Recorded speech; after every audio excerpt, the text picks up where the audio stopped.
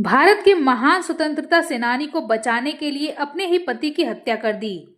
उसमें देशभक्ति इस कदर भरी हुई थी कि वो कुछ भी करने को तैयार थी। इससे भी बड़ी बात यह है कि उन्हें भारत की पहली महिला जासूस की उपाधि से सम्मानित किया गया।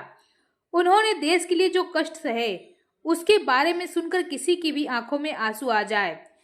हम जिसकी बात कर रहे हैं वो है नीरा आर्या। नीरा का जन्म खेकड़ा के एक सामान्य परिवार में 5 मार्च 1902 को हुआ था। उनके पिता सेठ छज्जूमल अपने समय के एक प्रतिष्ठित व्यापारी थे, जिनका व्यापार देश भर में फैला हुआ था। खासकर कलकत्ता उनके पिता के व्यापार का मुख्य केंद्र था। परिवार व्यापार के लिए खेकड़ा से कोलकाता चला गया, इसीलिए नीरा की शिक्षा भी वहीं हुई। नीरा हिंदी, अंग्रेजी, बंगाली के साथ कई अन्य भाषाओं में भी प्रवीण थी। नीरा के पिता अब उनकी जल्दी ही शादी करना चाहते थे और जल्द ही नीरा के लिए एक उपयुक्त वर मिल गया और उनकी शादी ब्रिटिश भारत में एक जांच अधिकारी श्रीकांत जयरंजन दास से हो गई।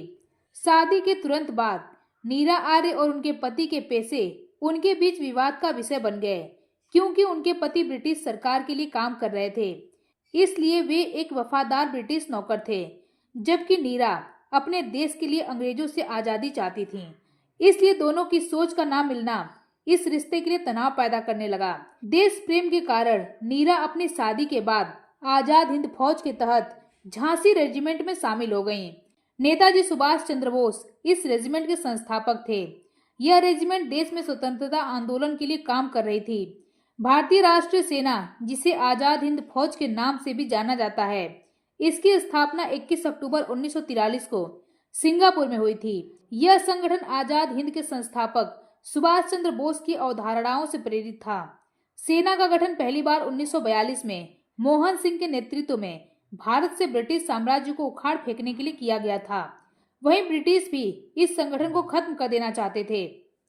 जब नीरा के पति को सुभाष चंद्र बोस की INA आर्मी और उसमें नीरा की भागीदारी के बारे में पता चला तो उन्होंने सुभाष चंद्र बोस के रहस्यों को जानने की तमाम कोशिशें की, क्योंकि श्रीकांत जयरंजन दास को नेताजी की जासूसी करने और उनकी हत्या करने का आदेश दिया गया था।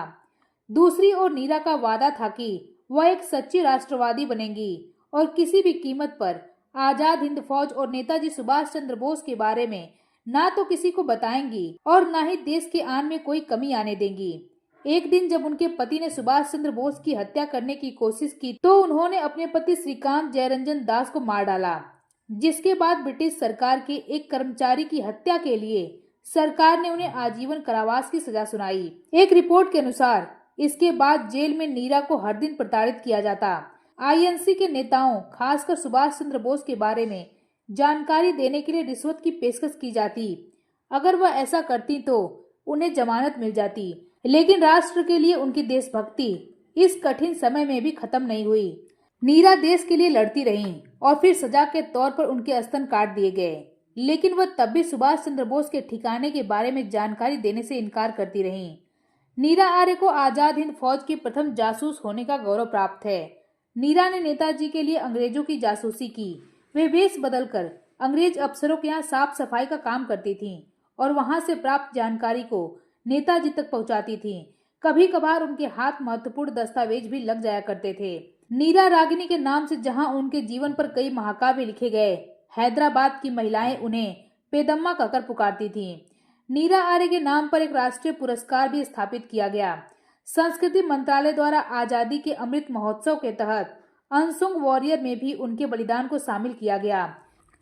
साहित्यकार तेजपाल आर्या ने इनकी गौरव गाथा पर एक पुस्तक लिखी, जिसमें उल्लेख किया गया है कि इनकी शादी ब्रिटिश भारत में CID इंस्पेक्टर श्रीकांत जयरंजन दास के साथ हुई थी।